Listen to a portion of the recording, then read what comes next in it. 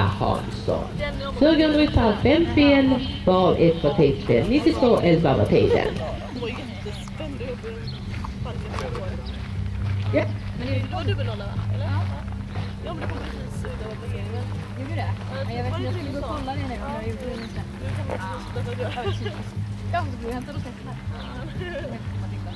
Men, ja, men hon var fin, men hon var ju galen när jag skulle gå i veterinärmusiken förut idag, så jag bara vågade inte ta det.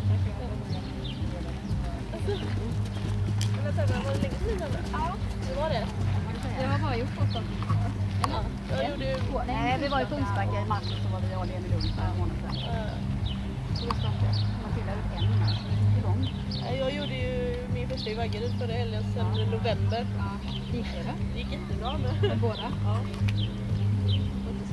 Var det bara en med den nu eller? Nej, med båda. Ja. Det var väldigt viktigt där.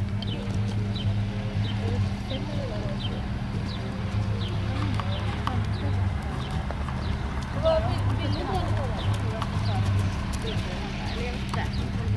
Det var någon roligt.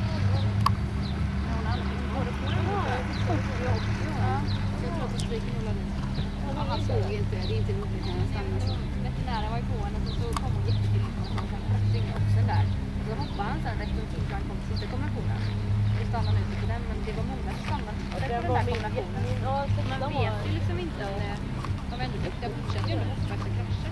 Så det är där så har veterinären sagt att de tyckte den var så här. Jag tror inte att Maxen var äldre. Det var många som var... Och höger bak så nästan de alla. Det är vask. Jag kände det var bra om någon kan hitta felet på honom, var det som är felet. Varsågod och rid. Jörgen Larsson rider för Helsingborgs fältridsklubb på Kasprock. Och därefter Ebba Hansson och därefter Louise Torgersson. Föregående ryttare Charlotte Strid 0 fel 89:80.